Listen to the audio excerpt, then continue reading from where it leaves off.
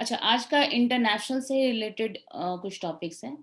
तो UK urges China to grant UN access to Xinjiang. तो Britain government China को बोला है कि चाइना को ये बोला है कि अलाउ करने के लिए यूएन राइट्स इंस्पेक्टर को सिंजियांग प्रोविंस। तो सिंजियांग में क्यों? तो वहाँ पे वो न्यू एलिगेशंस लगाया जा रहा है, human rights abuses against Uyghur minority people. तो ये इसके लिए वो यूएन बोला है कि सॉरी ब्रिटेन बोला है कि यूएन राइट्स इंस्पेक्टर्स को आप जाने का अनुमति वहाँ पे मतलब दीजिए, मतलब चाइना को देने बोला है। और बोला है कि अ, वो जेनोसाइड हुआ है या नहीं हुआ है, ये कोर्ट डिटरमाइन करेगी। और बोला है कि ये मतलब कि जो फ्री ट्रेड नेगोशिएशन है, ठीक है? वो जो कंट्री ह्यूमन राइट का वायलेशन करता है या अब्यूजिंग ह्यूमन राइट्स, उन लोग और मतलब इतना दूर तक कि जेनोसाइड सिर्फ मतलब जेनोसाइड का लिमिट तक उन लोगों से वो नहीं करेंगे नेगोशिएशन, मतलब फ्री ट्रेड नेगोशिएशन उन वैसा कंट्री के साथ नहीं करेंगे, मतलब साफ साफ ये बोल दिया है। और बोला है कि यूरोपियन यूनियन के साथ इन्वेस्टमेंट पैक्ट और जो लास्ट मंथ हुआ है तो उस पे भी अटैक किया है। तो मतलब ये यूके बोला है कि मतलब सिंजियांग पे आप जाने का अनुमति दीजिए। अब आगे टुनीशिया का एक न्यूज़ है। तो वहाँ पे ना यूथ बहुत ज़्यादा प्रोटेस्ट कर रहे हैं। तो टुनीशिया अच्छा, टुनीशिया का नाम पहले किसी कोई पढ़े हो टुनीशिया का नाम? टुनीशिया अ, मतलब पहले का कुछ एक वॉर था, मतलब रिवोल्ट था, वॉर नहीं बोलेंगे, रिवोल्ट था, जो बहुत फेमस है। उसमें टुनीशिया का नाम आया था। हाँ, निमेश बोलो। हाँ, हैंड रेज़ किए थे। वो अरब स्प्रिंग करके न्यूज़ आया था, उसमें हम पढ़े थे, अभी याद नहीं है कौन-सा वॉर क्या वो। हाँ, नहीं, अच्छा नहीं, वो अरब स्प्रिंग ये था। इज़राइल के साथ जो था हाँ, वॉर। अरब स्प्रिंग ही था। अरब हाँ। स्प्रिंग में मतलब क्या था ना, अरेबियन कंट्रीज़ में बहुत सारे में तख्ता पलट हुआ था। ठीक है? जो जो वहाँ पे शासक थे, वो उन लोगों को डेमोक्रेसी के लिए मतलब बोल सकते हैं, या मतलब उन लोगों को राजतंत्र लोग को हटाया जा रहा था। तो ये जो अरब स्प्रिंग स्टार्ट हुआ था, ये टुनीशिया से ही स्टार्ट हुआ था। ठीक है? और ये बोलते हैं कि इस नेशन में अभी मतलब यूथ लोग बहुत प्रोटेस्ट कर रहे हैं। क्यों? क्योंकि यहाँ पे बोला जा रहा है कि ये जो कंट्री है, यहाँ पे 3 लोगों में 1 मतलब 3 यंग पीपल में 1 जो यंग पीपल है वो अनएम्प्लॉयड है। ठीक है? और फिर उसके बाद कोई अपॉर्च्युनिटी नहीं है। इवन ये भी बोला गया है कि जिसमें मतलब अगर 5 लोग हैं तो उसमें से 1 पॉवर्टी लाइन के में है। तो मतलब इस तरह मतलब 20% लोग मतलब उस तरह से पॉवर्टी लाइन के नीचे है। तो उसके लिए प्रोटेस्ट हो रहा है और ये बोला जा रहा है सरकार जो डेमोक्रेटिकली इलेक्टेड सरकार है, वो अच्छा, ये पहले भी आया हुआ है कि पहले भी इस तरह का प्रोटेस्ट हुआ है। जो जैनुल आबिदीन बिन अली 10 साल पहले। तो उसके बाद ये अभी डेमोक्रेटिकली इलेक्टेड जो गवर्नमेंट है उसके अगेंस्ट भी हो रहा है। तो वो बोला जा रहा है कि मतलब उसके अगेंस्ट में प्लेकार्ड्स मतलब कैरी करके लोग रोड पे उतर गए हैं और ये बोल रहे हैं कि एम्प्लॉयमेंट हमारा राइट है, ये फेवर नहीं है। और ये बोल रहे हैं, मतलब उस पर आरोप लगा रहे हैं जो प्रेसिडेंट कायस साइद है, वो बोल रहे हैं कि आप इकोनॉमी को on the verge of bankruptcy तक ले आए हैं। और अब जो भी हम लोग को मतलब आप बोले थे एम्प्लॉयमेंट फ्रीडम एंड डिग्निटी, जो मतलब 10 साल पहले से इस तरह का मतलब चलता आया है रिवॉल्यूशन, एम्प्लॉयमेंट फ्रीडम और डिग्निटी, ये अ, अभी तक फुलफिल नहीं किए हैं। तो ये सब के लिए चल रहा है मतलब वहाँ पे। तो बोलते हैं कि वहाँ पे जो ये अभी जो रिवोल्ट हो रहा है, तो ये फ्रस्ट्रेशन है क्या चीज़ का, तो पेंडेमिक का भी। इसमें पेंडेमिक के चलते भी ये ज़्यादा लोग मतलब बहुत ज़्यादा अफेक्ट हुए हैं। इसमें क्या है कि जैसे लॉकडाउन हो गया, तो लॉकडाउन के कारण क्या हुआ कि वहाँ जो अ टूरिज्म था, ठीक है, टूरिज्म सेक्टर तुनिशिया का की जो टूरिज्म सेक्टर है, जिसमें कि हिस्टोरिक साइट्स और वहाँ पे वाइट सैंडी बीचेस जो टूरिज्म के लिए बहुत अट्रैक्टिव प्लेस है, तो वो सब मार खाया है। इवन जो मतलब फ्लाइट्स नहीं, फिर उसके बाद जो लॉकडाउन के कारण और कोरोना वायरस इफेक्ट जो आया है, उससे लोग बहुत ज़्यादा ही इफेक्ट हुए हैं। तो लेकिन वहाँ पे जो अथॉरिटी है वो उसका जो कहना है, अच्छा उससे पहले एमनेस्टी इंटरनेशनल का भी कहना है कि ट्यूनीशियन जो अथॉरिटी है उसको ये टेंशन को कम करने के लिए कोई भी ह्यूमन राइट्स वायलेशन नहीं करना चाहिए। और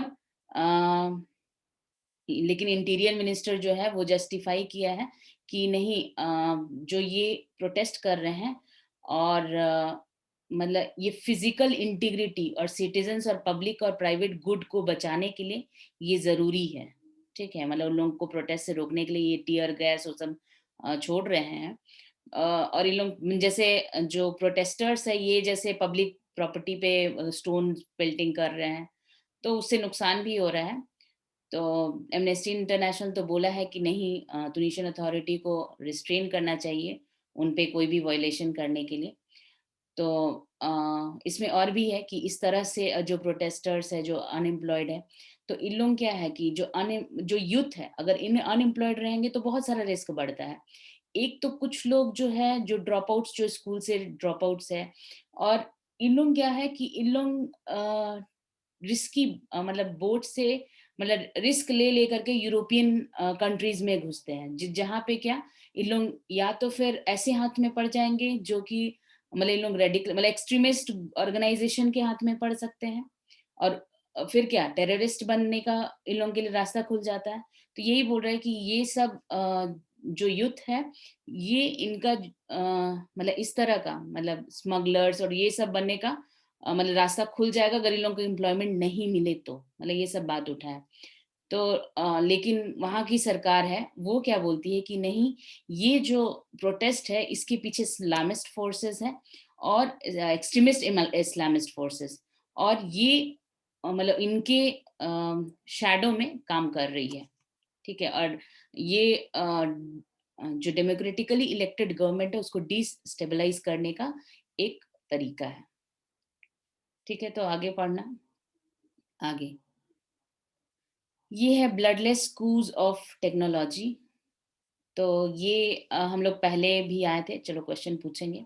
अच्छा, कौन सा पहला कंट्री है जो कि कल्चर्ड मीट को परमिशन दिया था?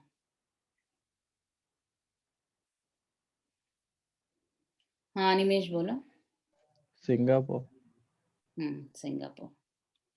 तो अभी ये आया है न्यूज नीदरलैंड का, वहां पे एक फिजिशियन है मार्क पोस्ट, वहां पे वो हैमबर्गर यूजिंग बीफ वो मतलब ये तो in his laboratory in London 2013 ये शोकेस किया था।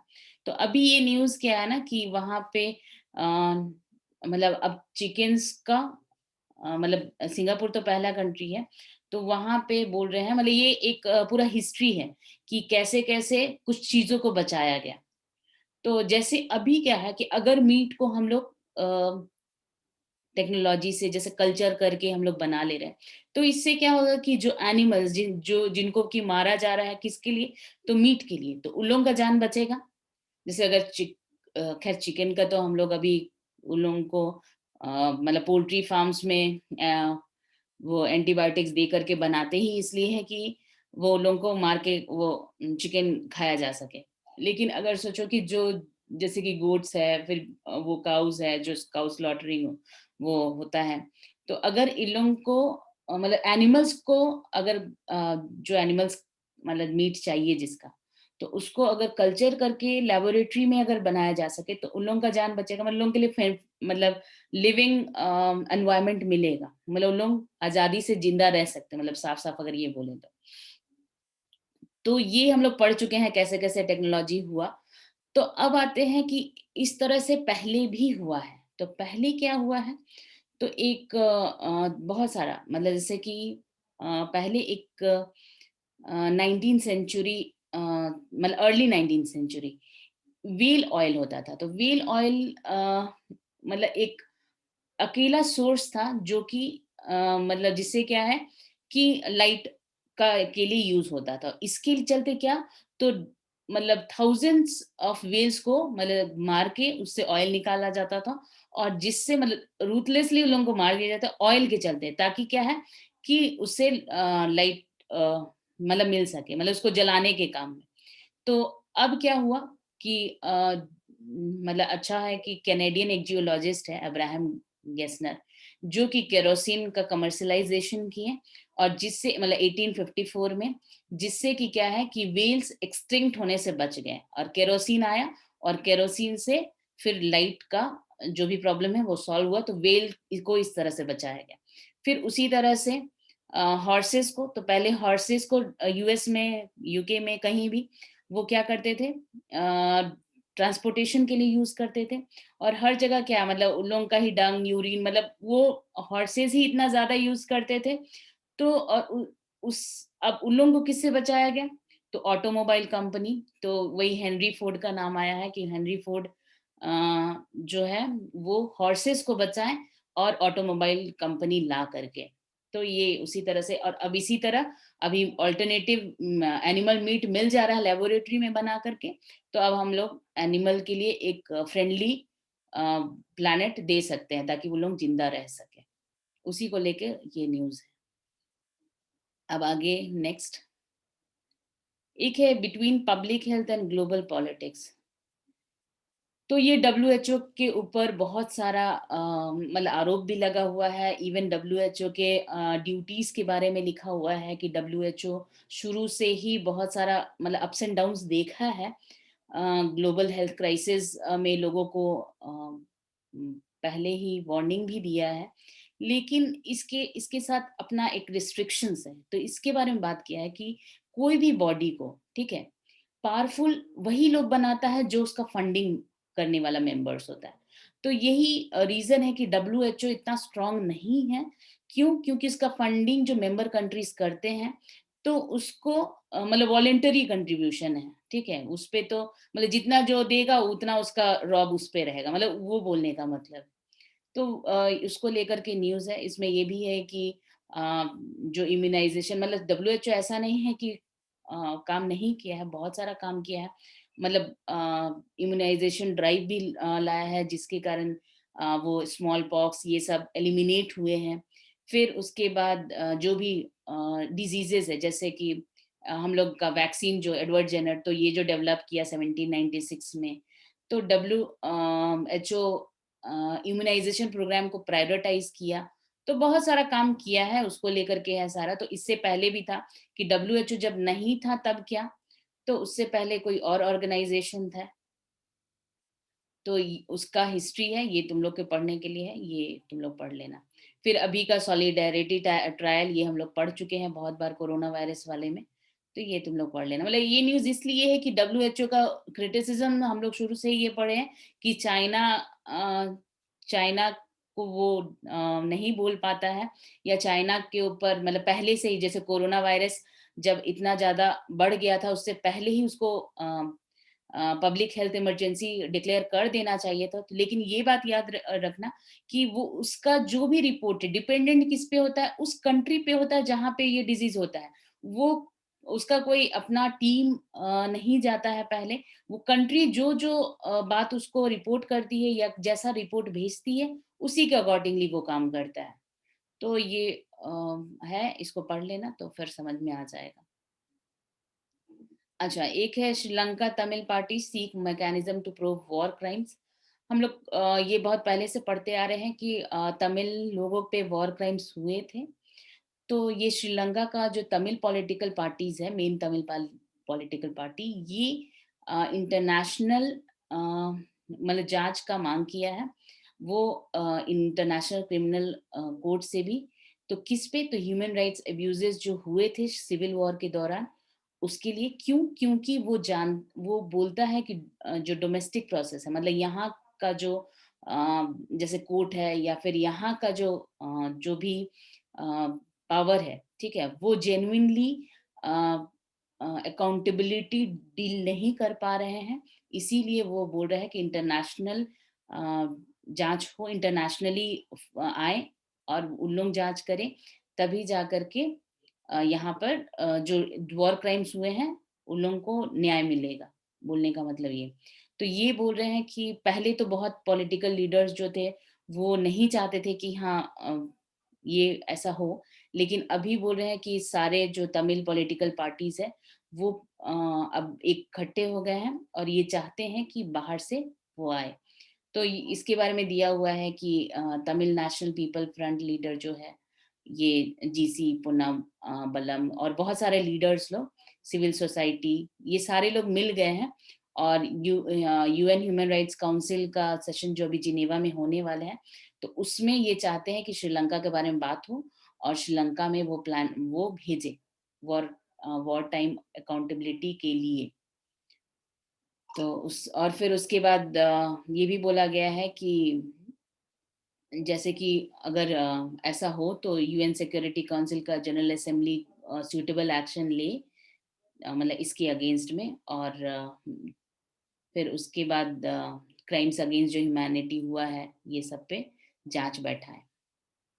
तो और भी है कि अभी भी क्या हो रहा है वहाँ पे जो बोल रही है कि अभी भी जो वहाँ पे मुस्लिम्स है, मतलब अभी ये बात और क्यों उठ रहा है कि तमिल पार्टी ये बोली है कि यहाँ मल्टी मिलिट्रलाइजेशन और सर्विलेंस चल रहा है।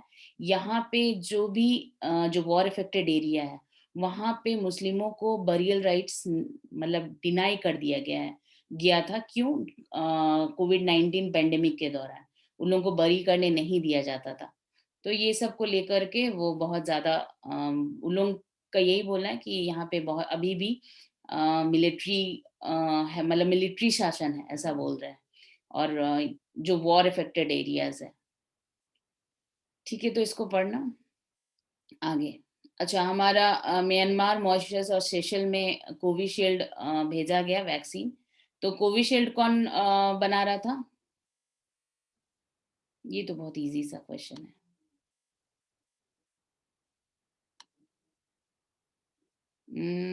हाँ मीरा बोलो। Serum institute.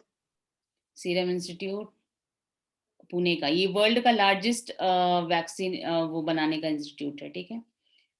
अच्छा, इसको बोले हैं कि ये अभी म्यांमार, मॉरिशस और सेशल में भेज रहा है।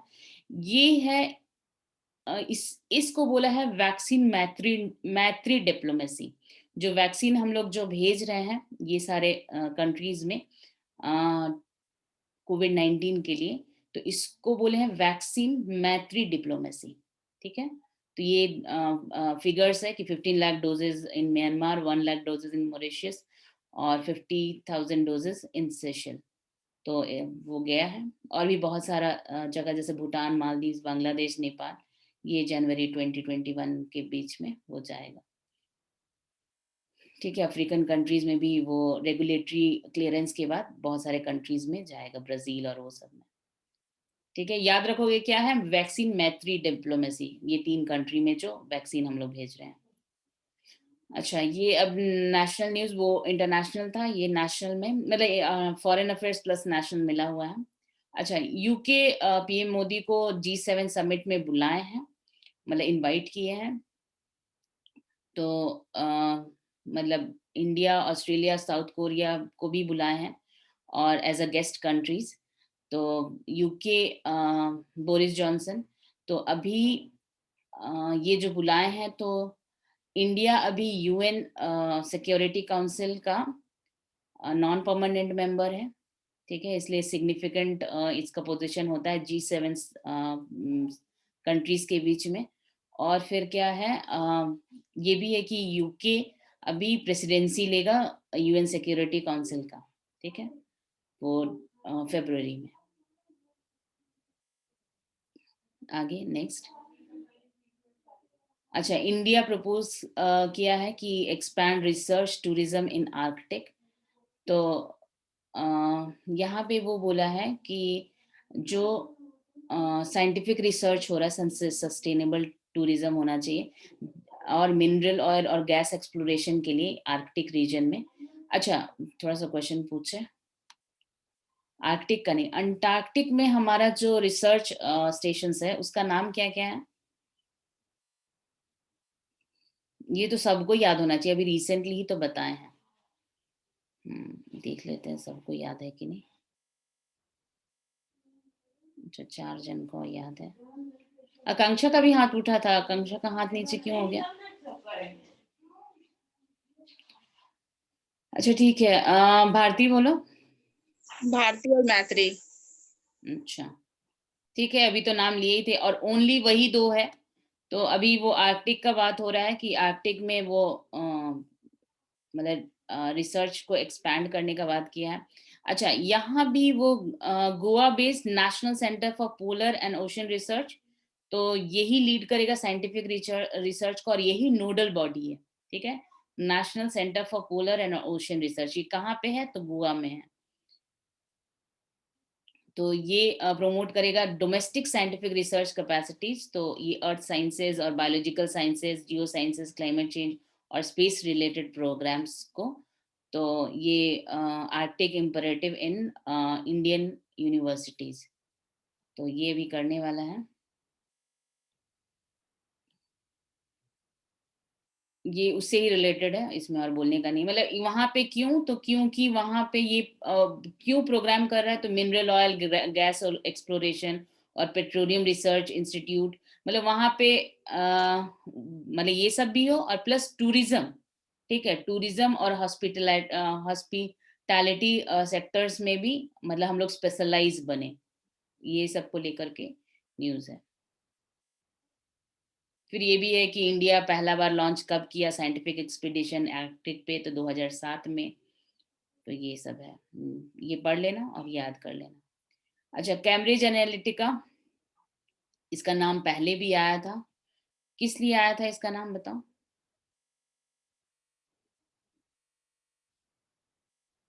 हाँ निमेश बोलो। फेसबुक के साथ मिलकर डेटा स्कैंडल किया था दोनों। हाँ भारती कुछ और बोल रही हो? हाँ दी, वही बोलना चाह रहे थे कि ना जब यूएसए में ना चुनाव हुआ था लास्ट टाइम, तो उसका यूज किया गया था। तो इसका नाम और भी आया था, इंडिया के भी कंटेक्स्ट में आया था कि इंडिया के लिए भी ये काम करता है। तो इस पे क्या है ना कि एलिगेशंस लगाया था ministry of electronics and information technology India का, और बोला था कि ये जो कैम्ब्रिज एनालिटिका है ये हमारे कंट्री के पर्सनल डेटा को लीक किया है, जिसमें 5.62 लाख इंडियन यूजर्स थे। और इन लोगों इस पे बोला है कि ये मतलब उस पे मतलब आरोप लगाया, एफआईआर किया है ग्लोबल साइंस रिसर्च लिमिटेड। ठीक है, मतलब इस पे भी और कैम्ब्रिज एनालिटिका पे भी, दोनों पे। ठीक है, तो ये बोला है जो कैम्ब्रिज एनालिटिका है, ये बोला है कि मेरे को तो data global science research limited से मिला था और हमको ये नहीं पता था कि ये इंडियंस है, हमको तो ये बोल के दिया गया था कि ये सिर्फ यूएस सिटीजन्स है। ठीक है, यूएस सिटीजन्स का दिया जा रहा है। तो अब जो ministry of electronic and information technology है, उस उसका कोई भी बात पे मतलब कोई कॉरेस्पॉन्डेंस पे जवाब नहीं दे रहा है इन लोग, कैम्ब्रिज एनालिटिका वाले लोग। तो फिर उसके बाद इस मैटर को मिनिस्ट्री क्या की है, सीबीआई को सौंप दी है। अब सीबीआई जो उसका फाउंडर है जीएसआरएल का, जीएसआरएल मतलब कि ग्लोबल साइंस रिसर्च लिमिटेड, इस इसके नाम पे वो मतलब एप्लीकेशन वो बोली है। और ये बोली है कि ये जो किए थे ये लोग, किस तरह से वो डेटा लिए थे इलेक्शन के लिए, मतलब इसको बोलते हैं माइक्रो टारगेटिंग, मतलब लोगों के लाइफ में घुस करके, मतलब उसके बारे में जान के और उसके हिसाब से मतलब उसको मैनिपुलेट करना। तो ये था this is your digital life करके, उससे पूरा उन लोगों का पर्सनल डेटा, उन लोगों का जो भी मतलब माइंड को ही वो बोला जाए तो एक मैनिपुलेट किए थे इलेक्शन से पहले। तो इसको लेके ये न्यूज था। ठीक है, तो ये इसमें 2 लोगों मतलब इसमें सीबीआई प्रोब का ये बात किया है। ठीक है, वो सेंट्रल ब्यूरो मतलब सीबीआई बुक किया है किसको, कैम्ब्रिज एनालिटिका लिमिटेड को, और जो कि और ग्लोबल साइंस रिसर्च लिमिटेड जो कि यूके का है, ठीक है। क्यों? क्योंकि वो इंडियंस का इतना यूजर्स का डेटा लिया है थ्रू एप्लीकेशन। तो एप्लीकेशन क्या था? This is your digital life. अच्छा, ये तो व्हाट्सएप का है। तो व्हाट्सएप का क्या है? व्हाट्सएप का वो जो प्राइवेसी पॉलिसी है, तो यूनियन गवर्नमेंट बोला व्हाट्सएप को कि विड्रॉ करो अपना जो भी प्राइवेसी पॉलिसी है, और ये बोला है कि मतलब ये choice and autonomy of Indian citizens, मतलब इम्प्लीकेशंस, इससे इम्प्लीकेशंस होगा। तो और वो तो विड्रॉ मतलब वो जून तक शायद ये भी किया है, मतलब पोस्टपोन किया है शायद।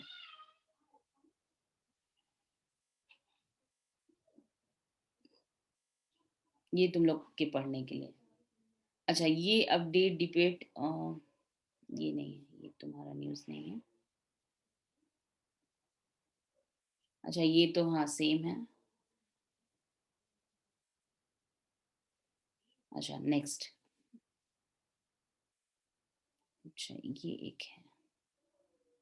अच्छा, एक एफबी ऑफिशियल है, senior Facebook official Ajit Mohan, ये सुप्रीम कोर्ट को बोले कि जो हम ये मतलब ये बोल रहे हैं कि मेरा राइट है टू रिमेन साइलेंट, ठीक है। और बोल रहे हैं कि जो दिल्ली का लेजिस्लेटिव असेंबली है, ये हमको पॉलिटिकली पोलराइज्ड डिबेट में कुछ भी बोलने के लिए कंपेल नहीं कर सकती है, ठीक है। यही ये बोले हैं। ये 3 जजेस बेंच था, justice Sanjay Kishan Kaul, senior advocate Harish Salve और मिस्टर मोहन, मतलब वो जो अजीत मोहन है वो सबमिट किए हैं कि मेरा राइट है कि हम साइलेंट रहें, मतलब साइलेंट रहने का, मेरे से बुलवाने का कोई ये नहीं है, क्योंकि हम नहीं चाहते हैं कि जो पॉलिटिकली पोलराइज्ड डिबेट है उसमें हम कुछ बोलें। तो ये क्या डिबेट था? तो डिबेट था वो जो दिल्ली राइट हुआ था लास्ट ईयर, उस पे इनको कुछ बोलना था। तो ये बोले कि नहीं, ये मेरा राइट है कि हम चुप रहें, और मेरे को मतलब कोई भी कमिटी में, मतलब जैसे बोला गया कि ये इनका कंसाइंस का डिसीजन है कि हम मतलब आप फैक्ट्स को टेस्टिफाई करने के लिए, ठीक है, आप भले क्रिटिसाइज कर रहे हैं मेरे को, लेकिन हम ये डिबेट में हम कुछ नहीं बोलेंगे, और ये मेरा राइट है कि हम कुछ ना बोले। तो इसी तरह से कुछ कुछ मतलब कमिटी में इनको बोलने का तो ये भी बात उठा है कि क्या कमिटी में थर्ड पार्टी को कंपेल किया जा सकता है, और मतलब लेजिस्लेटिव असेंबली ये बात बोली है कि मतलब कि ब्रीच ऑफ प्रिविलेज है, मतलब असेंबली में नहीं बोलने का। तो ये बोला है कि इससे मतलब अक्यूज किया है असेंबली उनको कि अगर मतलब आप नहीं बोलेंगे तो हम प्रिविलेज मोशन, मतलब ब्रीच ऑफ प्रिविलेज है असेंबली का। तो इसके लिए कुछ बात आया है। तो ये तुम लोग आगे पढ़ना, आगे इसके बारे में न्यूज़ आएगा तो फिर बात करेंगे। अभी तो जस्ट ये बात उठा है कि राइट टू साइलेंट उनका राइट है। राइट टू प्राइवेसी के अंदर आता है, और राइट टू फ्री मतलब right to privacy, free speech and expression के अंदर में राइट टू साइलेंस भी है।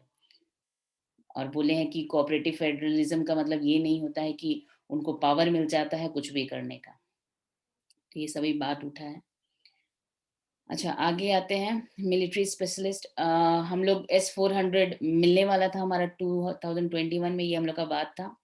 तो रशियन इंडियन मिलिट्री और मिलिट्री टेक्निकल कोऑपरेशन के लिए हमारा जो फर्स्ट बैच है, ये S-400 long range air defence system का ये आएगा, और इसके लिए जो इंडियन मिलिट्री स्पेशलिस्ट है उनको मॉस्को ट्रेनिंग के लिए भेजा जाएगा।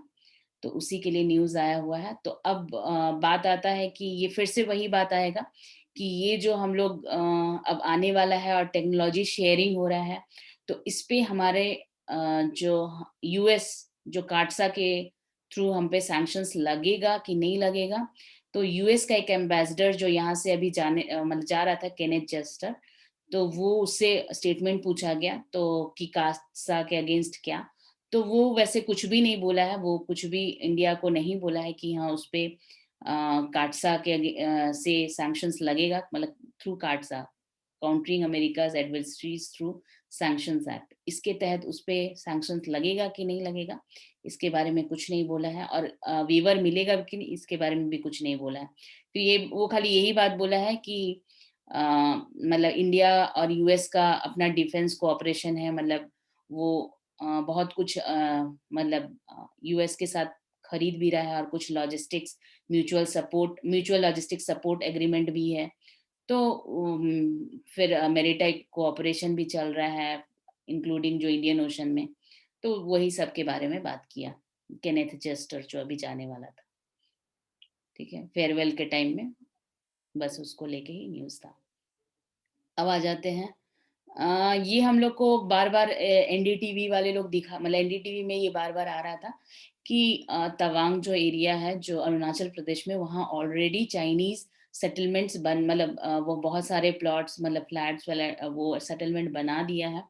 तो ये जो मिनिस्ट्री ऑफ एक्सटर्नल अफेयर्स है वो बोला है कि इन लोगों को पता है, और ये चाइना कोई पहली बार नहीं कर रहा है कि वो लाइन ऑफ एक्चुअल कंट्रोल, और जैसे अरुणाचल प्रदेश में जो एनडीटीवी सैटेलाइट से जो इमेजेस दिखा रहा था चाइनीज सेटलमेंट का, वो पहली बार बना रहा है। वो ऑलरेडी 1959 से वहां पे बना हुआ है। तो बोल रहा खाली वो मिनिस्ट्री ऑफ एक्सटर्नल अफेयर्स ये बोल रहे हैं कि वहां पे पहले जो था वो टेम्पोररी कंस्ट्रक्शन थे फ्यू इयर्स बैक, लेकिन अब वहां पे परमानेंट कंस्ट्रक्शंस हो गए हैं। तो और ऊपर से ये बोल रहे हैं कि कुछ लोग, मतलब कुछ जो ऑफिशियल्स है, कुछ ऑफिशियल सोर्स ये बोल रहे हैं कि उन लोग जो ये कंस्ट्रक्शन कर रहे हैं वो उन लोगों के साइड पे कर रहे हैं, हमारे साइड में कुछ नहीं कर रहे हैं। तो लेकिन सैटेलाइट इमेज ये शो कर रहा है कि बहुत सारा विलेजेस है जो सारी चू रिवर अपर सुबनसिरी डिस्ट्रिक्ट में वो नवंबर 2019 से 2020 के बीच हुए हैं। तो ये हमारा गवर्नमेंट तो ये बोल रहा है कि नहीं, ऐसा कुछ नहीं है, और ये ऑलरेडी पहले से है। और इंडिया भी तो अपना, इंडिया को ध्यान है कि अपना कैसे मतलब नेसेसरी मेजर्स ले रहा है ताकि उसका सॉवरेनिटी, टेरिटोरियल इंटीग्रिटी को कोई हानि ना पहुंचे, इसीलिए वो घबराने का बात नहीं है, वो ऑलरेडी पहले से ही था। और अभी वो कुछ एक्स्ट्रा कुछ नहीं कर रहे हैं वो। और हम लोग भी तो बॉर्डर पे इंफ्रास्ट्रक्चर डेवलप कर रहे हैं, रोड कंस्ट्रक्ट कर रहे हैं, ब्रिजेस कंस्ट्रक्ट कर रहे हैं, ताकि बॉर्डर का सिक्योरिटी और लोगों का जो मतलब लोकल पॉपुलेशन का कनेक्टिविटी बना रहे। तो ये रिपोर्ट आया है मिनिस्ट्री ऑफ एक्सटर्नल अफेयर्स से। ठीक है, आगे बजट सेशन। तो बजट सेशन हमारा मॉनसून सेशन में आया था न्यूज़ कि क्वेश्चन आवर को सस्पेंड कर दिया गया था। तो अभी बजट सेशन में क्वेश्चन आवर रहेगा। ठीक है, तो ये इसमें आया हुआ है कि अच्छा, जब मॉनसून सेशन में क्वेश्चन आवर सस्पेंड कर दिया गया था, क्या बोल के कि हाँ पेंडेमिक, कोविड-19 है, पेंडेमिक है, तो इसीलिए ये सस्पेंड किया जा रहा है। लेकिन क्वेश्चन आवर बहुत मतलब एक बड़ा टूल है जो कि गवर्नमेंट का अकाउंटेबल होने का मतलब एक सबूत देता है कि हाँ वो जवाब देता है क्वेश्चन आवर में। ऑपोजिशन क्वेश्चंस करते हैं। अच्छा, थोड़ा सा पूछे पॉलिटी के बारे में, जो पढ़े हुए हो, कुछ लोग तो पढ़े हुए। अच्छा, क्वेश्चन आवर में कितने टाइप के क्वेश्चंस होते हैं?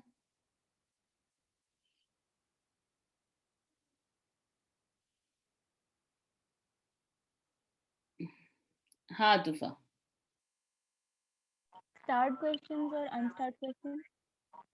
दोनों में डिफरेंस क्या है पूजा? मैम जो स्टार्ट क्वेश्चन रहते हैं उनका आंसर तुरंत देना होता है, मतलब सामने में, और अनस्टार्ट तो बाद में भी लिख कर दे देते। बाद में और पहले का ऐसा नहीं बोल सकते, मतलब बोलने का मतलब ये है कि स्टार्ट क्वेश्चन है तो उसका उन लोगों को वर्बल एक्सप्लेनेशन देना होगा, मतलब बोल के। ठीक है, और अनस्टार्ट क्वेश्चन जिसमें वो रिटन जो उनका जवाब देना है, जो उसका आंसर देना है, वो रिटन में दे सकते हैं। और स्टार्ट क्वेश्चन में कॉम्प्लीमेंट्री क्वेश्चंस हो सकते हैं। तो ये है। ठीक है, तो क्वेश्चन आर को फिर से वो लाया गया है। अच्छा, इस बार जो होगा जो सेशन होगा ये ऑल्टरनेट सेशन होगा।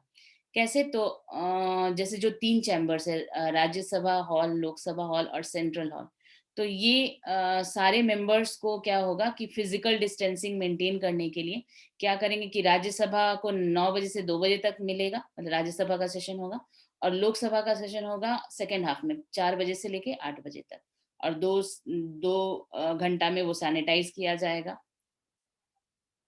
और फिर ये भी बोला गया कि क्वेश्चन आर अलाउ किया जाएगा पार्लियामेंट सेशन में, जिसमें एक घंटा मतलब फिक्स टाइम किया गया है, मतलब फिक्स किया गया है उसके लिए। अच्छा, 29 जनवरी से बोला जा रहा है कि हमारा बजट सेशन शुरू होगा, और उसके साथ नॉर्म्स है कि कोविड-19 का टेस्ट पहले करवाना है, ये आरटी-पीसीआर टेस्ट होगा, मतलब उन लोगों के उन लोगों के रेसिडेंस के करीब ही ये होगा। तो ये सब है। अब आ जाते हैं SC directive on quota in promotion. ये अच्छा न्यूज़ है। इसमें क्या है ना कि सुप्रीम कोर्ट अटॉर्नी जनरल के वेणुगोपाल को बोले हैं कि मतलब जो मतलब ये इशू जो स्टेट्स निकाले थे, मतलब इशू रेज किए थे, और किसके लिए? तो कॉन्स्टिट्यूशन बेंच का जजमेंट था 2006 में इन एम नागराज केस। तो इसमें क्या था, एम नागराज केस में ये अपहेल्ड किया था कि क्रीमी लेयर प्रिंसिपल किस पे? तो to members of scheduled caste and scheduled tribe communities in promotion. ठीक है, प्रमोशन के टाइम में शेड्यूल्ड कास्ट और शेड्यूल्ड ट्राइब कम्युनिटीज जो होंगे उनमें क्रीमी लेयर का वो प्रिंसिपल लागू होगा। मतलब क्या कि जो लोग क्रीमी लेयर में आएंगे उन लोगों को reservation schedule caste schedule tribe के जो भी कम्युनिटीज के होंगे अगर क्रीमी लेयर में है तो प्रमोशन में उन लोगों को रिजर्वेशन नहीं मिलेगा। इस तरह का बात था। तो 3 जज बेंच जो था वो शरद ए बोबडे का, वो इशू किए हैं, ये बोले हैं कि सारा स्टेट्स में जैसे अब सेंटर का है, ठीक है, तो ये बोले कि ये सारे स्टेट्स में अलग अलग उन लोगों का नेसेसिटीज है, अलग अलग उन लोगों का केसेस है, अलग अलग उन लोगों का मैटर्स है। तो इसके लिए आप वो के वेणुगोपाल को बोले हैं कि सारे जो स्टेट्स का है सबका जो केस है वो कॉमन नहीं है, इसीलिए आप सारे स्टेट्स से क्लियरली इस इशू के बारे में, और पर्टिकुलरली ये भी बोले हैं कि सारे स्टेट्स के रिप्रेजेंटेटिव को बुलाइए और उन लोगों से उन लोगों के बारे में जान करके और फिर मतलब ये मामला को क्लियर कीजिए कि उन लोगों का मतलब हर स्टेट जो है उन लोगों का क्या इश्यूज है। तो इसी के बारे में ये है। तो वेणुगोपाल को बोले हैं कि कॉन्फ्रेंस वो कंडक्ट कीजिए जिसमें कि हर स्टेट्स की अलग अलग काउंसिल लोग आएंगे। ठीक है, अब आगे नेक्स्ट।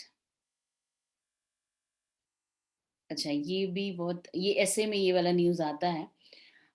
ये क्या है ना कि being tethered to bars during a pandemic, तो ये बहुत अच्छा, मतलब बहुत अच्छा व्यू दिया है। इसमें क्या है ना कि डिस्टेंस ऑफ 2 यार्ड्स, 2 गज की दूरी। ठीक है, तो इसमें इसका सारा हम ये बता रहे हैं। इसका क्रक्स ये है कि हम लोग तो बोल दिए 2 गज की दूरी और सारे लोग को, लेकिन जो जो जो लोग प्रिजन में हैं, जो सेल्स है जो ओवर क्राउडेड रहते हैं, ठीक है, और इस पेंडेमिक के दौरान ओवर क्राउडेड मतलब ओवर क्राउडेड जो सेल्स है उसमें 2 गज की दूरी कहाँ? ठीक है, उनका जो कंडीशन है उन लोगों का मतलब एक तो उन लोगों को पनिशमेंट मिला कुछ और का, लेकिन इस सिचुएशन में अच्छा पनिशमेंट, सपोज ये चोरी किया तो चोरी किया तो उसके अकॉर्डिंगली कुछ पनिशमेंट है, जैसे 1 साल 1.5 साल 2 साल जो भी, 1 साल ही सही, लेकिन उसका ये पनिशमेंट तो नहीं है कि इस तरह से ओवर क्राउडेड सेल में रहेगा वो, मतलब कि मतलब एक के ऊपर एक ये करके, ये पनिशमेंट तो नहीं है। उसको डिग्निफाइड डिग्निटी से रहने का तो है, ठीक है, पकड़ के उसका रिहैबिलिटेशन, मतलब मेन पर्पस क्या था, मतलब जेल करने का मेन पर्पस था कि उसका मतलब उसका करेक्शन हो, ठीक है, वो उसको करेक्ट किया जाए, उसका जो गलती है उसको करेक्ट किया जाए, ये नहीं कि उसको जो पनिशमेंट दिया वो मतलब इस तरह का हो। ठीक है, पनिशमेंट उस फिजिकल जो उसका सिचुएशन होना चाहिए जहाँ पे वो रह सके। तो यही बोला है कि ये जो प्रॉपर वेंटिलेशन नहीं है, तो ये डेटा आया है यूएस और यूके का कि पेंडेमिक के दौरान ऐसे लोग जो सेल में हैं और सपोज किसी को कोविड-19 हो जा रहा है, मतलब कोरोना वायरस से इफेक्ट हो जा रहा है, और उस जो प्रिजन में है, जो लोग जेल गए थे कुछ और रीजन से, और अगर मतलब कोरोना हो जा रहा है, तो इससे बहुत लोग जो हो रहा है कि ये पाया गया है कि जेल में इफेक्ट, मतलब इससे इफेक्ट होने के कारण बहुत सारे लोग मरे हैं। रिपोर्ट आया था कि 230 लोग जेल में कोरोना वायरस के कारण जिनका डेथ हुआ है। अब सोचो, वो पनिशमेंट के लिए गए थे कुछ और वहां पे वायरस के कारण डेथ हो गया। तो यही बोला जा रहा है कि वो एक ब्रीडिंग ग्राउंड था, अनकंट्रोल ट्रांसमिशन होता है ओवर क्राउडिंग की वजह से। और फिर ये मतलब जो केस आया था मिचिगन प्रिजन का, तो वहां पे बोला गया था कि वहां पे भी बहुत बुरा हाल है। फिर इंग्लैंड, वेल्स, ये सब जगह का अलग अलग फिगर्स आया हुआ है। और ये भी बोला गया था कि जैसे उन लोगों को जैसे बहुत जन है जो अंडर ट्रायल है, ठीक है, मतलब जैसे कि जस्ट गए हैं, उनका कुछ हुआ ही नहीं है, मतलब वो कन्विक्शन तो छोड़ ही दो, उन लोगों का ट्रायल भी नहीं हुआ है। तो वो वैसे लोग को भी अगर होगा और डेथ होगा तो फिर कोई मतलब नहीं है। तो इंडिया का भी सिचुएशन बोला है कि इंडिया का भी तो और भी बुरा हाल है। और इंडिया का तो बार बार यही आता है कि यहाँ पे जो है बहुत बुरा केस है।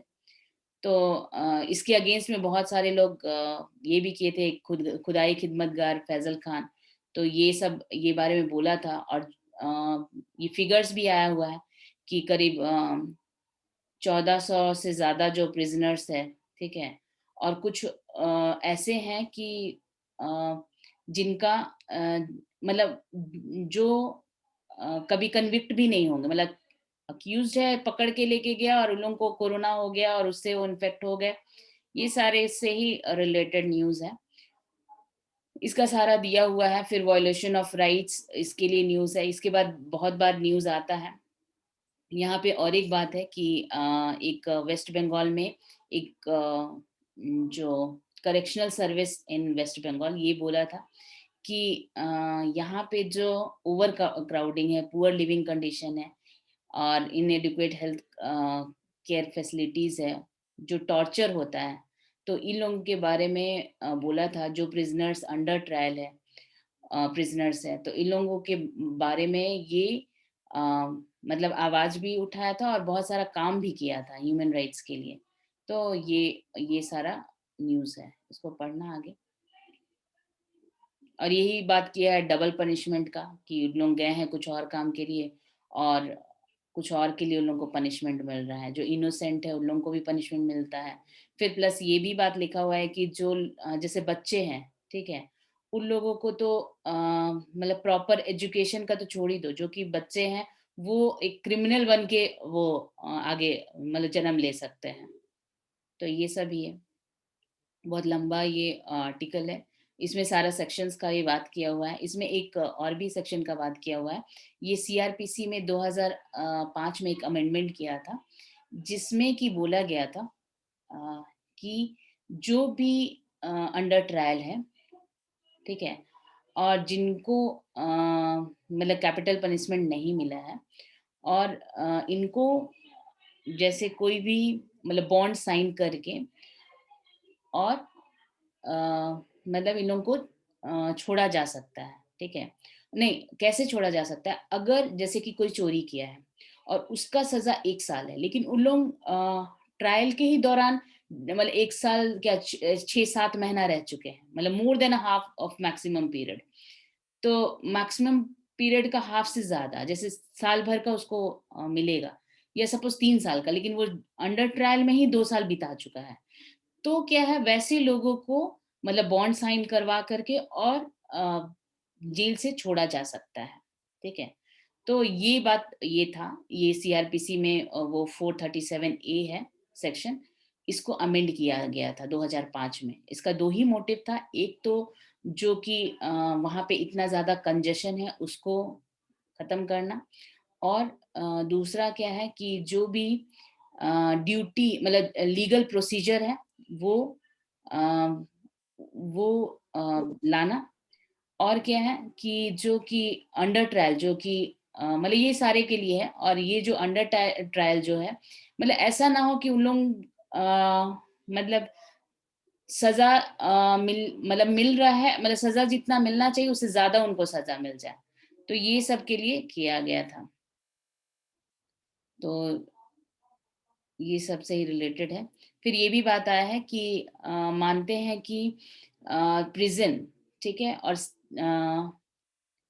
मतलब प्रिजन का देख रेख करना, प्रिजन के हालात को सुधारना ये और पब्लिक हेल्थ का ये स्टेट लिस्ट में है। लेकिन ये भी बात आया है कि जो कंटेजियस डिजीज का ठीक है और इन्फेक्शियस और कंटेजियस डिजीज का रोकथाम और उसका फिगर्स को घटाने या उसको मतलब स्प्रेड होने से रोकना ये कंकरेंट लिस्ट में है। तो यही बात आया है कि इसमें सेंटर को सामने आकर के और लीड करना चाहिए क्योंकि ये कंटेजियस डिजीज स्प्रेड होने से रोकने का काम कंकरेंट लिस्ट में है। ये भले पब्लिक हेल्थ और प्रिजन स्टेट लिस्ट में है। ठीक है, इसमें बहुत सारा बात आया हुआ है डिटेल्ड में, तो ये बाकी तुम लोग पढ़ना। इसका हम मार्क किए हैं लेकिन वो शीट पता नहीं वो ये था तो हम इसको भेज देंगे वैसे उसको ये करके।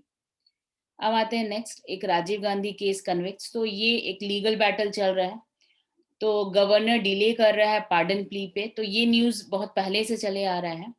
तो इसमें क्या है ना कि तमिलनाडु का गवर्नर बनवारी लाल पुरोहित, तो ये सेंटर सुप्रीम कोर्ट को ये इन्फॉर्म की कि जो बनवारी लाल पुरोहित है वो जो 7 convicts Rajiv Gandhi assassination case में जो 7 कन्विक्ट्स हैं उन मतलब ये केस क्या हुआ है कि 7 कन्विक्ट्स का इन लोग प्ली दिए थे गवर्नर को कि इन लोग का जो लाइफ सेंटेंस जो था तो इसको रेमिट कर दिया जाए। ठीक है, तो इसमें क्या था ना कि ये हम लोग को पता है कि गवर्नर ये वाला काम किसके डिसीजन से करता है, ये तुम लोग बताओ। ये जो उसको अब गवर्नर जो प्ली को मानेगा या नहीं मानेगा ये किसका डिसीजन होता है? हाँ पूजा। प्रेसिडेंट। अनिमेश। सीएम। हाँ ऑब्वियस सा बात है, ये स्टेट गवर्नमेंट ठीक है, स्टेट गवर्नमेंट का ही बात मानेगा। ठीक है, हम लोग ये बात जानते हैं कि गवर्नर अगर इसका प्रेसिडेंट प्राइम मिनिस्टर का ये सारा कुछ मतलब होम मिनिस्ट्री बोल सकते हैं और ये जो है ये सीएम का।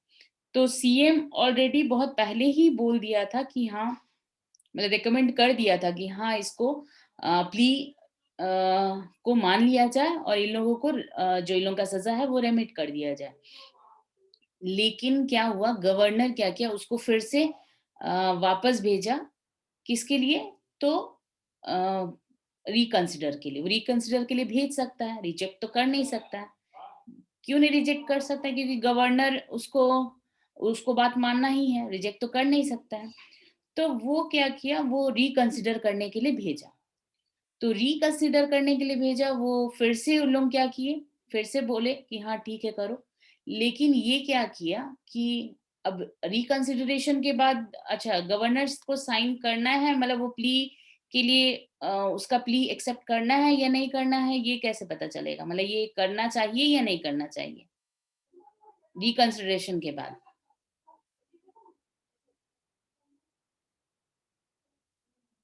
हाँ निमेश बोलो। तो करना पड़ेगा ना अब करना तो पड़ेगा, कुछ हाँ नहीं कर वो सकता। करना पड़ेगा। तो ये करना पड़ेगा। तो लेकिन क्या किया है गवर्नर, क्योंकि उसमें टाइम लिमिट नहीं बोला है ना कि कब कितना टाइम तक, तो इसीलिए गवर्नर क्या किया वो रख लिया और 2 साल हो गया और उसका पार्डन प्ली को वो अभी तक उसको साइन करके नहीं दिया है। तो इसके लिए फिर मतलब बात उठा है। तो सेंटर बोली है कि हाँ गवर्नर 4-5 दिन में वो डिसीजन दे देगा और ये सारा कुछ। तो इसी को लेकर के केस था। ठीक है,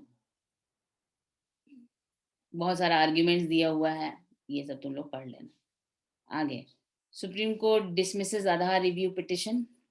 अच्छा, आधार केस हम लोग देख ही रहे थे। अच्छा, क्या केस था, पूछे जो लोग पहले से पढ़ रहे हो, क्या था ये केस, क्या था आधार वाला?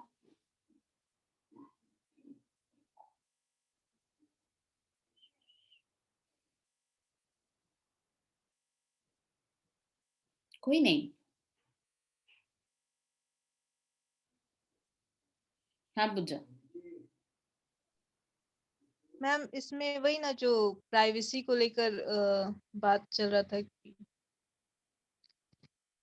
मैम राइट टू प्राइवेसी वाला बात इसमें था। ये बात था। अच्छा, बाकी किसी को याद है आधार का क्या था? और शायद किसी को नहीं याद होगा। अच्छा, बहुत दिन हो गया इसीलिए शायद। ये क्या था ना कि आधार का केस ही क्या था, इसमें दो बात था। ठीक है, पहला कि आधार जो लॉ है, ठीक है, उसको मनी बिल बोल के पास करवा दिया गया था, अगर याद होगा तो। ठीक है, ये बात गया था।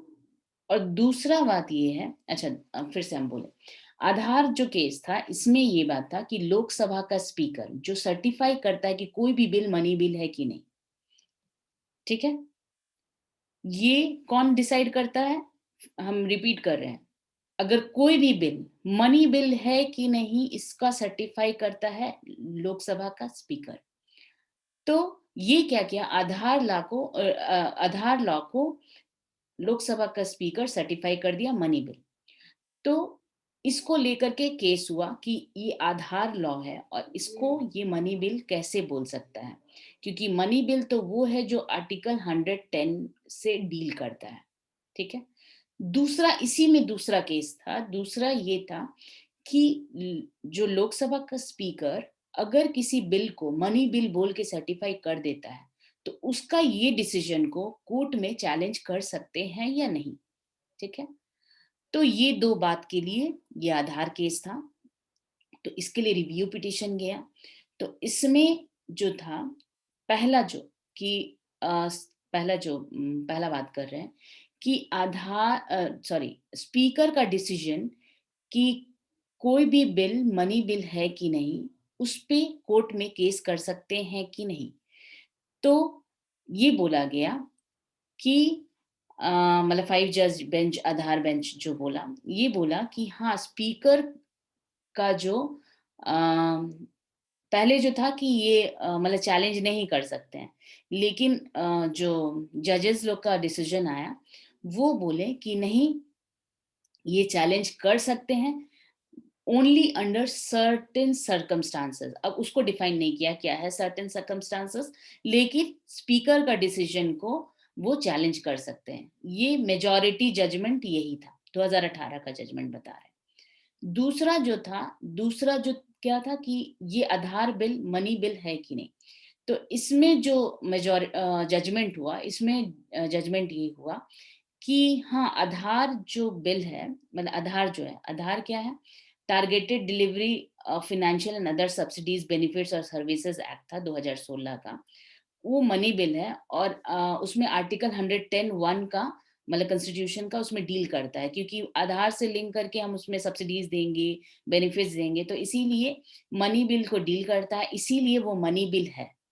ठीक है, ये बोल दिया। तो उस समय भी चंद्रचूड़ डिसेंटिंग नोट दिए थे और इसी के लिए इस बार रिव्यू पिटिशन गया, इसमें भी सारे लोग अपहेल्ड किए और क्या बोले कि हाँ आधार बिल मनी बिल है, आधार एक्ट जो है वो सही है, मनी बिल है, मतलब फिर से वही किए। और ये भी कि हाँ स्पीकर का जो डिसीजन है वो चैलेंज किया जा सकता है सर्टेन सर्कमस्टांसेस में। इसको अपहेल्ड जो पहले था वही जजमेंट है। पिछले बार भी चंद्रचूड़ डिसेंटिंग दिए थे और इस बार भी जो चंद्रचूड़ है वो जो बाकी 4 जजेस, ऐसा कॉन्स्टिट्यूशनल जो भी अगर बात हो तो 5 जजेस बेंच होता है, तो इसमें भी 5 जजेस बेंच में जो चंद्रचूड़ है वो अकेले हैं जो कि डिसेंटिंग दिए हैं और ये बोले हैं कि ये जो केस है ये आधार बेंच वाला जो है ये 7 जजेस बेंच को जाना चाहिए और इसका जो मतलब आधार का जो केस है, इसको मतलब सेपरेट केस के ये में ये इसको फिर से देखना चाहिए, मतलब ये चंद्रचूड़ बोले हैं। ठीक है, फिर से डिसेंटिंग दिए हैं और फिर बोले हैं। फिर अभी देखते हैं आगे क्या, लेकिन अभी तो वो बोल दिया है कि आधार जो एक्ट है वो मनी बिल है। अच्छा मनी बिल, अच्छा थोड़ा सा पूछ ले, मनी बिल क्यों बोल दिए उन लोग? मनी बिल बोल के क्यों, उससे क्या फायदा हो गया? या मनी बिल नहीं बोलते तो क्या नुकसान हो जाता?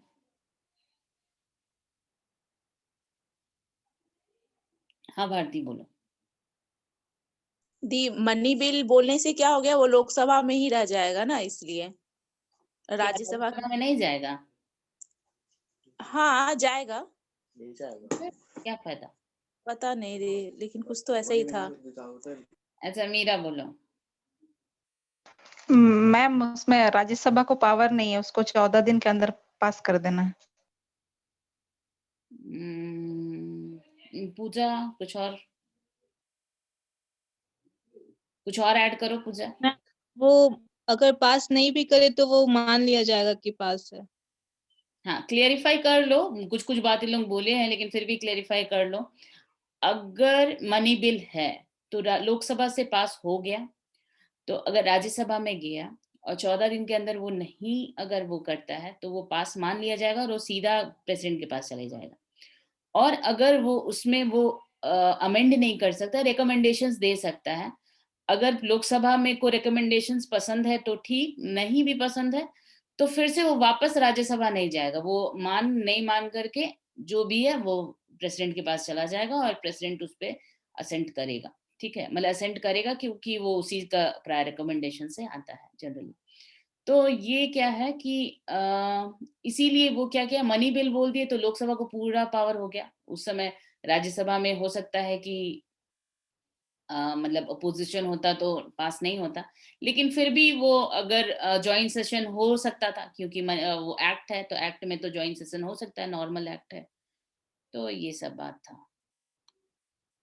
आगे एक सेंटर एफिडेविट बनाई है, क्यों? तो वाइड रोड्स के लिए। तो सेंट्रल गवर्नमेंट सपोर्ट की है, मेजॉरिटी व्यू सुप्रीम कोर्ट लिया था, जो 4 धाम जो हाई पावर्ड कमिटी है इसके लिए। क्यों? तो नेसेसरी था broadening of Himalayan feeder roads जो कि इंडिया चाइना बॉर्डर पे है। तो क्यों? क्योंकि वहां पे ट्रूप्स जो मूवमेंट करते हैं तो उन लोगों को बहुत बड़ा बड़ा ट्रंक वो क्या बोलते हैं, ट्रक, टैंकर्स, वो सब लेकर के जाना पड़ता है, टैंकर्स और वो सब। तो heavy vehicles, tanks, self propelled artillery, तो इसके लिए ब्रॉड रोड्स चाहिए।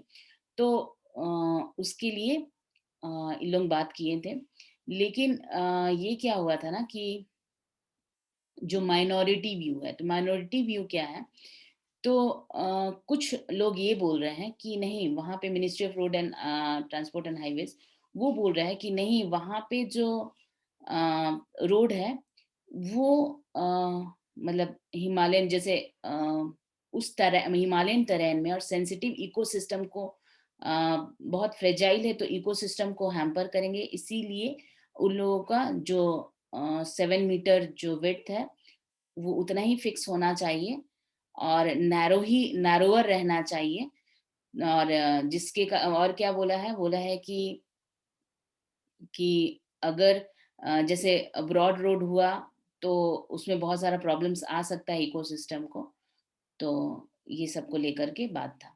और ये भी बोला है कि मतलब सिक्योरिटी कंट्री का जो डिफेंस फोर्सेस का है तो ये तो उससे भी जा सकता है, मतलब उतना नैरो रोड से भी जा सकता है, लेकिन जो मेजॉरिटी लोग ये बोल रहे हैं कि नहीं, जो हैवी व्हीकल्स है वो जाने में प्रॉब्लम होगा और इससे हमारा सिक्योरिटी जो इंडिया चाइना बॉर्डर पे जो हमारा चाहिए वो हम लोग इधर से सही तरीके से नहीं कर पाएंगे। तो ये एक सर्कुलर निकला था, उसके लिए ही न्यूज़ था। अच्छा ये आज का लास्ट न्यूज़ है, बहुत डिटेल में ये वाला है। सबसे इम्पोर्टेंट क्वेश्चन, क्या कोर्ट कोई भी लॉ को जो लेजिस्लेचर बनाई है उस पर स्टे लगा सकता है कि नहीं? तो ये न्यूज़ आया ही क्यों? तो फार्म लॉ पे तो अभी क्या है, सुप्रीम कोर्ट रिसेंटली ऑर्डर दी है कि तीनों फार्म लॉ को स्टे लगा दी है, और 4 मेंबर कमिटी अपॉइंट की थी। ठीक है, मतलब अपॉइंट जिसमें कि एक जो भूपिंदर सिंह मान है वो अपने आप को इस कमेटी से हटा लिए। तो इसमें बहुत लोग ये भी बोले कि मतलब इसमें जो अटॉर्नी जनरल का आर्ग्यूमेंट है, ये बोले कोर्ट को कि जो लेजिस्लेचर कोई लॉ अगर बनाती है तो कोर्ट को उसको ऑर्डिनरीली स्टे नहीं कर देना चाहिए, मतलब पहले से ही ये मान करके कि ये कॉन्स्टिट्यूशनल नहीं है। ठीक है, तो ये जनरली जब कोई लॉ बनता है तो वो प्रिजम्पशन रहता है कि ये कॉन्स्टिट्यूशनली मतलब कॉन्स्टिट्यूशनल है, वो उसके फेवर में ही है लॉ। तो ये मानना मतलब, लेकिन स्टे लगाना ये सही नहीं है। तो अब सुप्रीम कोर्ट क्या बोलता है, वो फार्म लॉ के लिए कैसे जस्टिफाई करता है। तो बोला कि मतलब कोर्ट पावरलेस नहीं है, कोई भी एग्जीक्यूशन। कोई कुछ बोल रहे हो क्या? सॉरी दीदी, मेरा म्यूट ऑन हो गया था। अच्छा अच्छा, ठीक है। तो ये क्या है ना कि सुप्रीम कोर्ट ये बोल रही है कि ये पावरलेस नहीं है, कि स्टे ग्रांट नहीं कर सकती कोई भी एग्जीक्यूटिव एक्शन पे और कोई भी स्टैट्यूटरी इनएक्टमेंट में। क्यों? और ये भी बोली है कि अ,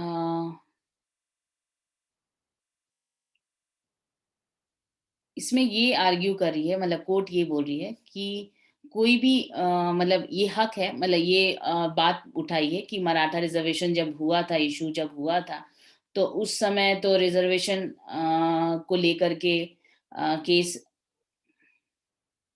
वो 50% जो सीलिंग से अबव था, तो इंदिरा सावनी को केस को लेकर के मतलब वो सब बात उठाई है कि उस समय भी तो स्टे का बात हुआ था, इंटरिम ऑर्डर पास हुआ था, तो ये सब बात उठा करके वो अपना बात बोली है कि हमको ये अधिकार है कि हम ये स्टे लगा सकते हैं। तो लेकिन क्या है, क्या कोर्ट को सही में पावर है कि कोई भी इनेक्टेड लॉ को स्टेइंग लगा सके? तो अगर ब्रॉड फ्रेमवर्क देखे जुडिशियल रिव्यू का, तो अंडर अगर कॉन्स्टिट्यूशन, तो सुप्रीम कोर्ट और हाई कोर्ट को पावर है कि कोई भी लॉ को अनकॉन्स्टिट्यूशनल बोले। ठीक है, power to declare any law unconstitution either because of it ultra vires, मतलब कि अल्ट्रा वायर्स का मतलब हो गया कि कोई भी कॉन्स्टिट्यूशन का प्रोविजन से कॉन्ट्ररी है, और अगर वो वायलेट करता है फंडामेंटल राइट्स को, या इनवैलिड है। क्यों? क्योंकि पहले से कोई सेंट्रल लॉ सेम सब्जेक्ट पे बना हुआ है, और उसका या तो फिर उसका लेजिस्लेटिव जुरिस्डिक्शन से बाहर है, तो इसके कंडीशन पे उस पे स्टे लगा सकती है, जुडिशियल रिव्यू है और उसको अनकॉन्स्टिट्यूशनल बोल सकती है। लेकिन इंटरिम ऑर्डर मतलब स्टेइंग और सस्पेंडिंग लॉ, ठीक है, जो कि लेजिस्लेचर बनाता है, तो ये कॉन्स्टिट्यूशनल कोर्ट और लीगल स्कॉलर्स मतलब इसके लिए थोड़ा सा मतलब थोड़ा सा मतलब फ्राउंड होते हैं, मतलब कि नहीं, ऐसा नहीं होना चाहिए। क्यों? क्योंकि जनरल आर्ग्यूमेंट ये है कि जब तक कोई रीजन ना हो, ठीक है, कि हाँ ये जो लॉ है ये कॉन्स्टिट्यूशनल वैलिडिटी लैक करता है, ठीक है, या फिर एब्सेंस ऑफ लेजिस्लेटिव कॉम्पिटेंस, मतलब कि जो लेजिस्लेटिव बॉडी जो ये लेजिस्लेचर ये बनाई है उसका जुरिस्डिक्शन से बाहर है ये लॉ बनाना, तो ये स्टे नहीं लगाना चाहिए। मतलब ये बात हो रहा है कि स्टे नहीं लगाना चाहिए। तो इसका मेन कंसेप्ट क्या है? तो मेन जो प्रिंसिपल है कि कोई भी अगर लॉ बनाया है, ठीक है, अगर लेजिस्लेचर कोई लॉ बनाया है और उस लॉ को सस्पेंड कर दिया गया, तो ये तो against the concept of separation of power, ठीक है। और ये बोल रहे हैं कि ये कोर्ट्स लेजिस्लेचर्स का विजडम का वो लीगल चैलेंज करता है वैलिडिटी ऑफ लॉ का।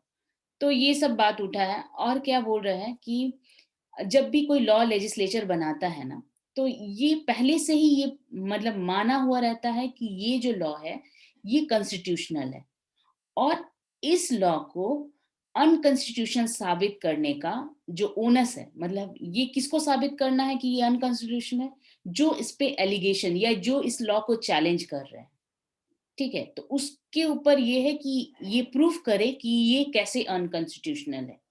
तो यही बोला जा रहा है कि कोर्ट को इसका बाहर बाहर मतलब घूम करके या फिर मतलब इसके बारे में पूरी तरह से जानकर, बाहर बाहर घूम के नहीं, पूरी तरह से जान करके फिर पिटीशन को मतलब ध्यान में रख करके और डिटेल मतलब इसके बारे में सब कुछ सोच के मतलब इसके सस्पेंशन के बारे में बोलना चाहिए, मतलब ऐसे ही नहीं कि हाँ सस्पेंड कर दिए, ठीक है। तो फिर और भी बात उठा है कि ऐसा कभी की है क्या, तो बहुत बार हुआ है कि हाई कोर्ट को मतलब बहुत सारे केसेस में सुप्रीम कोर्ट मतलब थोड़ा अलग व्यू ली है। तो अलग व्यू क्या है, तो इन 1984 का एक था जिसमें कि जो सुप्रीम कोर्ट है वो इंटरिम स्टे जो स्टे लगाई थी हाई कोर्ट, वो उसके अगेंस्ट में कुछ बोली कि नहीं नहीं लगाना चाहिए। और सारा है कि हाई कोर्ट बहुत सारा इसमें है दिया हुआ है, जैसे कि tobacco product prohibition advertisement regulation of trade and commerce production supply distribution act 2003 का था। तो इसमें भी वो हाई कोर्ट स्टे लगाई थी। तो इसमें ये बोल रही थी, सुप्रीम कोर्ट का बोलना ये था कि कोई भी अगर कोई भी एक्ट अगर अनकॉन्स्टिट्यूशनल है, और इसमें दो बात है, ठीक है, कि अगर कोई एक्ट, ठीक है, एक्ट है और उसका जो इंथुजियाज्म है, ठीक है, उस एक्ट के जैसे पास होने का, और उसको अगर वो कोर्ट को फुली कन्विंस होने जाना चाहिए कि हाँ ये लॉ का जो इन्फोर्समेंट है अगर बाद में हुआ तो इसका जो पर्पस है वो सर्व नहीं होगा, ठीक है। तो उसको ध्यान में रख के, और दूसरा क्या है कि इससे कोई इंजुरी मतलब इनरिपेरेबल इंजुरी ना हो जाए या पब्लिक इंटरेस्ट के अगेंस्ट में ना हो जाए, तो ये उसको स्टे नहीं लगाना चाहिए। तो इस तरह से बहुत सारा है, और ऊपर से कुछ कुछ एक्ट में वो मतलब अगेंस्ट भी बोली है, मतलब हाई कोर्ट के को क्रिटिसाइज भी की है सुप्रीम कोर्ट। क्यों? क्योंकि एक बार वो क्या की थी कि रिजर्व बैंक इंडिया एक एक्ट में मतलब सेक्शन 445S एक डाली थी, जिसमें कि क्या है कि वो रेस्ट्रिक्शन लगाई थी कि इन अनइनकॉर्पोरेटेड जो बॉडीज है वो पब्लिक डिपॉजिट नहीं लेगी। तो हाई कोर्ट क्या किया, उस पर स्टे लगा दिया। तो सुप्रीम कोर्ट उसको क्रिटिसाइज की थी कि नहीं ये पब्लिक इंटरेस्ट में है, और ये इसका जो इससे जो लॉस होता, जैसे कि डिपॉजिट ले लेती और फिर यहाँ तो लोगों का पैसा डिपॉजिट हो जाता और फिर आरबीआई तो नहीं देती पैसा, तो इससे क्या होगा, ये मतलब इररिपेरेबल इंजरी होता। तो इस पे वो स्टे नहीं लगाना चाहिए था, ये सही था। तो इसीलिए वो उसके लिए सुप्रीम कोर्ट क्रिटिसाइज की थी हाई कोर्ट का। तो ये सब बात था। तो फिर से ये पढ़ना, अगर नहीं समझ में आएगा अगर कोई बात तो फिर तुम लोग पूछ सकते हो, पढ़ के वो देखना। वो बहुत सारा इसमें बहुत अच्छा बात लिखा हुआ है। ये पूरा सेक्शन ही बहुत इंपॉर्टेंट है कि कब क्या कॉन्स्टिट्यूशनल वैलिडिटी, और क्या मतलब कोई भी लॉ याद रखोगे, कोई भी लॉ जब बनता है तो वो कॉन्स्टिट्यूशनल वैलिड ही होता है, ठीक है, जब तक उसको मतलब चैलेंज करने वाला ये प्रूव ना कर दे कि हाँ ये अनकॉन्स्टिट्यूशनल है। तो ये आज का क्लास हो गया, मतलब शीट तो खत्म। अगर तुम लोग को कुछ